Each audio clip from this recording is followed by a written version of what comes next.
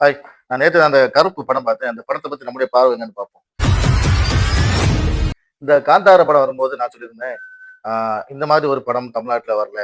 ஒரு பக்திய, இறை நம்பிக்கைய முன்னிறுத்தி செய்யக்கூடிய திரைப்படங்கள் தமிழ்நாட்டுல சமகாலமா வரதில்ல அப்படின்னு சொல்லியிருந்தேன். ஸோ அந்த சிந்தனையில எடுக்கப்பட்ட படம்னு இத இத நினைக்கலாம்.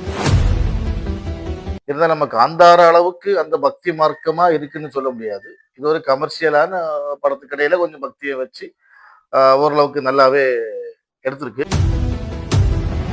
தமிழ் ஃபிலிம் இண்டஸ்ட்ரியில இது வந்து வரவேற்கத்தக்க விஷயம்.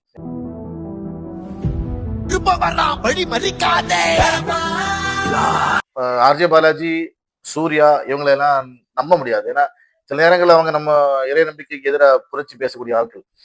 இருந்தாலும் ஒரு சந்தேகத்துல இந்த படத்த பார்த்தேன். ஸோ ஓரளவுக்கு கன்வின்சிங்கா எடுத்திருக்காங்க. ஏன்னா, சூப்பரா இருக்கா?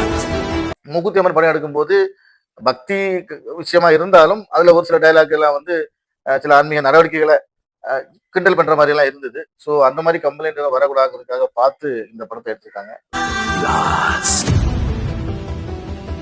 கருப்புசாமி. கருப்புசாமிய காட்டுற விதத்திலே இருக்கட்டும், அந்த கருப்புசாமிய அந்த கோயில காட்டுற விதம், ஆ அந்த சாமிக்கு ஒரு லிமிட் இருக்குல்ல, அது எப்படி வரும்? ரொம்ப லோ லெவல்ல எல்லாம் சாமிய யூஸ் பண்ணாம, நல்ல கெத்தா அதுக்கான கேரக்டர குடுத்து நல்லா பண்ணியிருக்காங்க.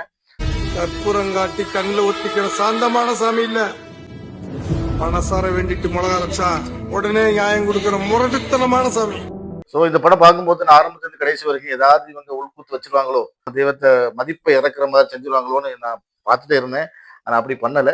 ஓரளவுக்கு நல்ல மரியாதையா அந்த ஒரு யாரும் ஒரு கம்ப்ளைண்ட் பண்ணாத அளவுக்கு கொண்டு போயிருக்காரு. ஸோ இந்த திரைப்பட குழுவுக்கு என்னுடைய வாழ்த்துக்கள். இந்த மாதிரி படங்கள நம்ம என்கரேஜ் பண்ணணும். இந்த மாதிரி படங்கள் நம்ம தெய்வத்தையும், ஆன்மீகத்தையும் தூக்கி நிறுத்துற படங்கள் தமிழ் இண்டஸ்ட்ரியில நெறைய வரணும்.